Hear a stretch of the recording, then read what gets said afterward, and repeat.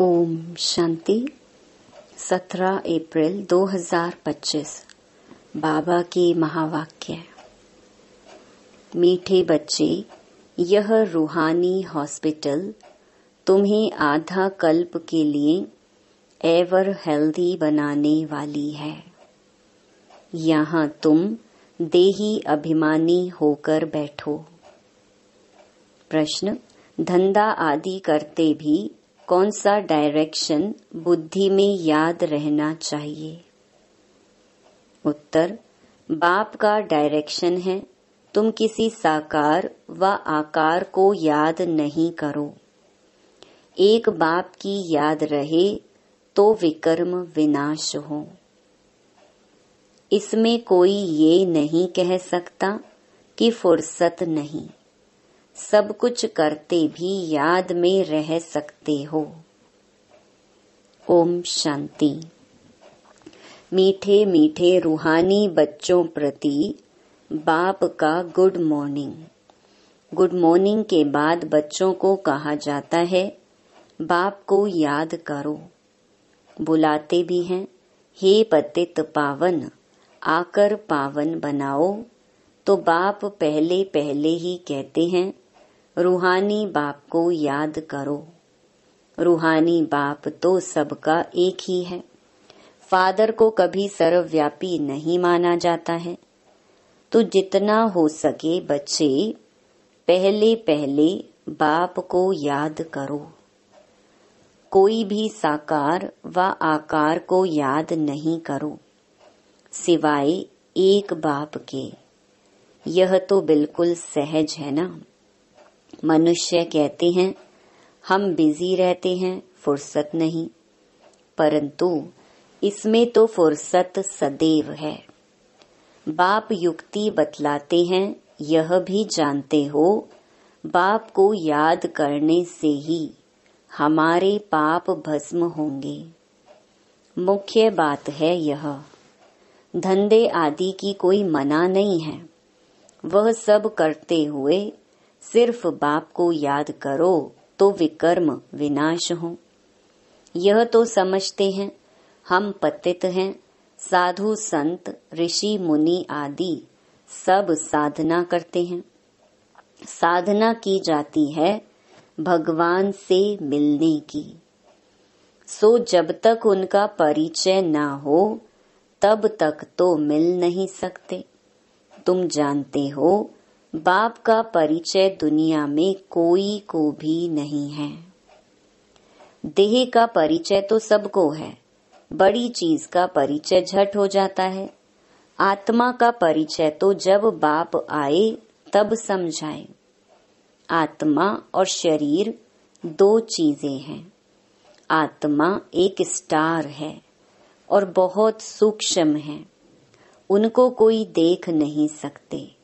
तो यहाँ जब आकर बैठते हैं तो देही अभिमानी होकर बैठना है। यह भी एक हॉस्पिटल है ना। आधा कल्प के लिए एवर हेल्दी होने की। आत्मा तो है अविनाशी, कभी विनाश नहीं होती।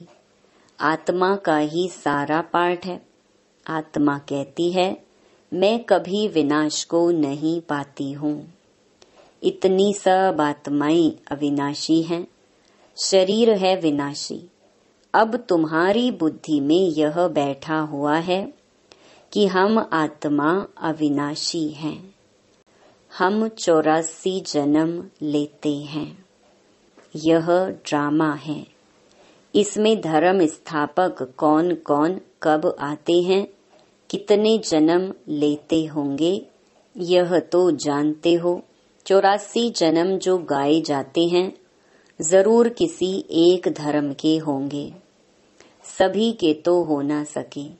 सब धर्म इकट्ठे तो आते नहीं। हम दूसरों का हिसाब क्यों बैठ निकालें। जानते हैं फलाने फलाने समय पर धर्म स्थापन करने आते हैं। उनकी फिर वृद्धि होती है। सब सतो प्रधान से तमो प्रधान तो होने ही हैं। दुनिया जब तमो प्रधान होती है तब फिर बाप आकर सतो प्रधान सतयुग बनाते हैं। अभी तुम बच्चे जानते हो हम भारतवासी ही फिर नई दुनिया में आकर राज्य करेंगे और कोई धर्म नहीं होगा। तुम बच्चों में भी जिनको ऊंच मर्तबा लेना है वह जास्ती याद में रहने का पुरुषार्थ करते हैं और समाचार भी लिखते हैं कि बाबा हम इतना समय याद में रहता हूँ। कई तो पूरा समाचार लज्जा के मारे देते नहीं, समझते हैं बाबा क्या कहेंगे, परंतु मालूम तो पड़ता है ना। स्कूल में टीचर स्टूडेंट्स को कहेंगे ना कि तुम अगर पढ़ेंगे नहीं तो फेल हो जाएंगे। लौकिक माँ बाप भी बच्चे की पढ़ाई से समझ जाते हैं।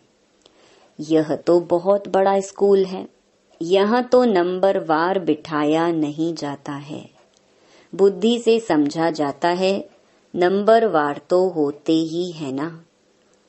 अब बाबा अच्छे अच्छे बच्चों को कहाँ भेज देते हैं, वह फिर चले जाते हैं तो दूसरे लिखते हैं हमको महारथी चाहिए, तो जरूर समझते हैं वह हमसे होशियार नामी ग्रामी है। नंबर वार तो होते हैं ना। प्रदर्शनी में भी अनेक प्रकार के आते हैं, तो गाइड्स भी खड़े रहने चाहिए जांच करने के लिए। रिसीव करने वाले तो जानते हैं यह किस प्रकार का आदमी है, तो उनको फिर इशारा करना चाहिए कि इनको तुम समझाओ। तुम भी समझ सकते हो, first grade, second grade, third grade सब हैं। वहाँ तो सबकी सर्विस करनी ही है। कोई बड़ा आदमी है तो जरूर बड़े आदमी की खातिरी तो सब करते ही हैं। यह कायदा है। बाप अथवा टीचर बच्चों की क्लास में महिमा करते हैं, यह भी सबसे बड़ी खातिरी है। नाम निकालने वाले बच्चों की महिमा अथवा खातिरी की जाती है, यह फलाना धनवान है, रिलीजियस माइंडेड है, यह भी खातिरी है ना। अब तुम यह जानते हो ऊंच ते ऊंच भगवान है। कहते भी हैं बरोबर ऊंच ते ऊंच है, परंतु फिर बोलो उनकी बायोग्राफी बताओ तो कह देंगे सर्वव्यापी है, बस एकदम नीचे कर देते हैं। अब तुम समझा सकते हो सबसे ऊंच ते ऊंच है भगवान। वह है मूल वतन वासी, सूक्ष्म वतन में है देवताएं, यहाँ रहते हैं मनुष्य। तो ऊंच ते ऊंच भगवान वह निराकार ठहरा।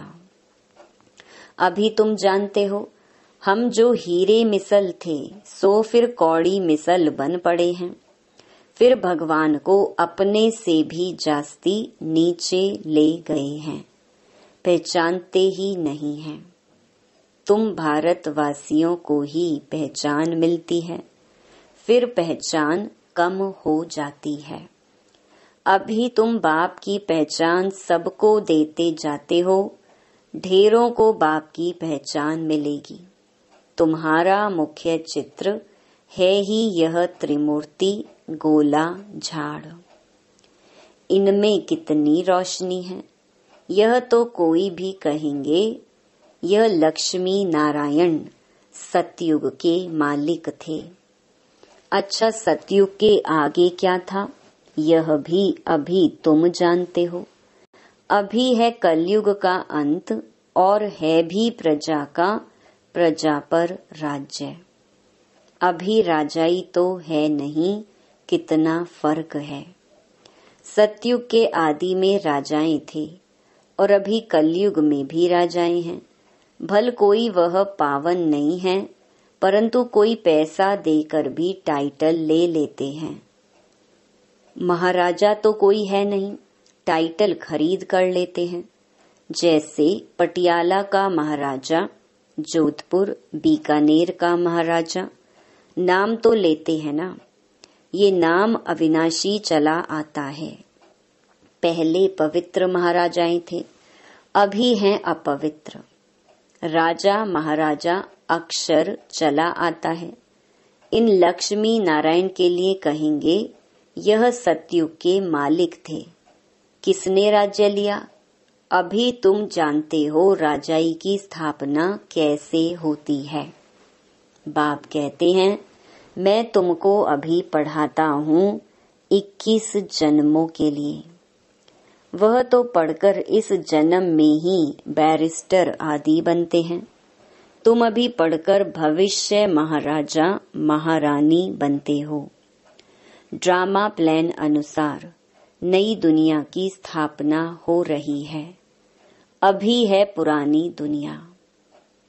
भल कितने भी अच्छे अच्छे बड़े महल हैं, परंतु हीरे जवाहरातों के महल तो बनाने की कोई में ताकत नहीं है। सतयुग में यह सब हीरे जवाहरातों के महल बनाते हैं ना, बनाने में कोई देरी थोड़ी लगती है। यहाँ भी अर्थक्वेक आदि होती हैं तो बहुत कारीगर लगा देते हैं, 1-2 वर्ष में सारा शहर खड़ा कर देते हैं। नई दिल्ली बनाने में करके 8-10 वर्ष लगे, परंतु यहाँ के लेबर और वहाँ के लेबर्स में तो फर्क रहता है ना। आजकल तो नई नई इन्वेंशन भी निकालते रहते हैं।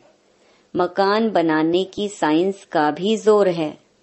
सब कुछ तैयार मिलता है, झट फ्लैट तैयार। बहुत जल्दी जल्दी बनते हैं, तो यह सब वहाँ काम में तो आते हैं ना। यह सब साथ चलने हैं। संस्कार तो रहते हैं ना। यह साइंस के संस्कार भी चलेंगे। तो अब बाप बच्चों को समझाते रहते हैं, पावन बनना है तो बाप को याद करो।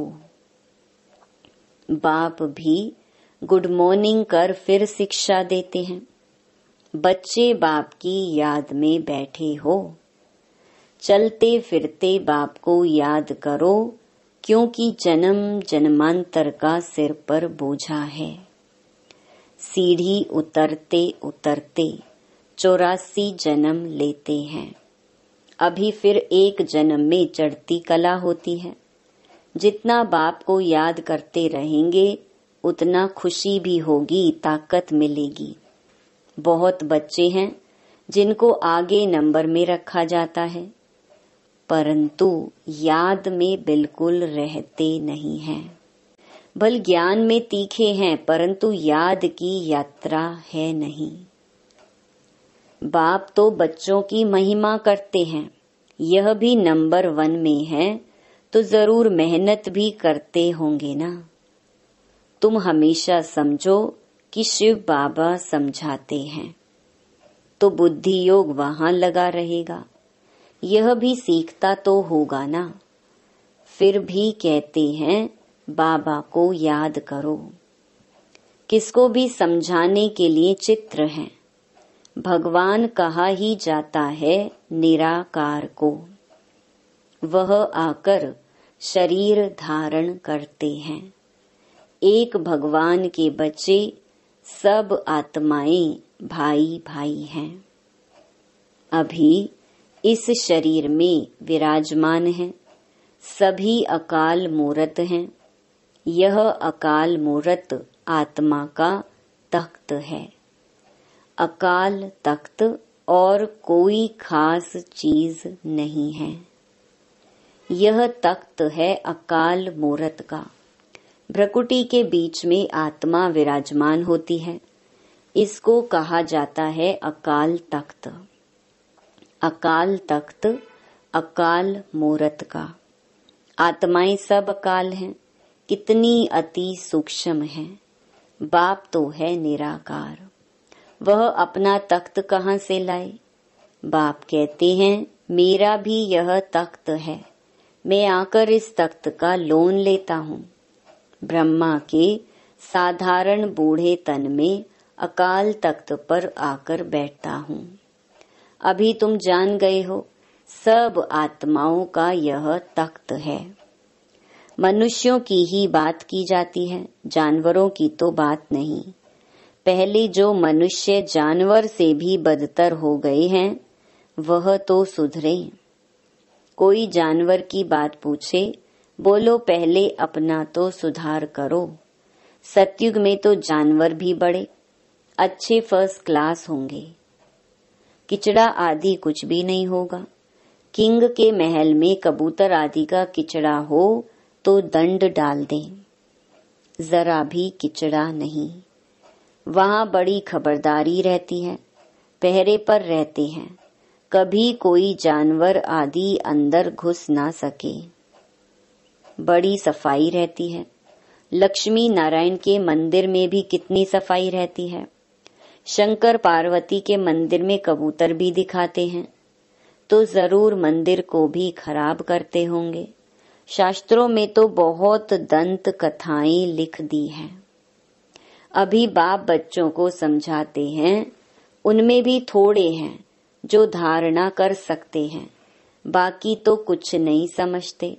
बाप बच्चों को कितना प्यार से समझाते हैं। बच्चे बहुत बहुत मीठे बनो, मुख से सदैव रतन निकलते रहे। तुम हो रूप बसंत, तुम्हारे मुख से पत्थर नहीं निकलने चाहिए।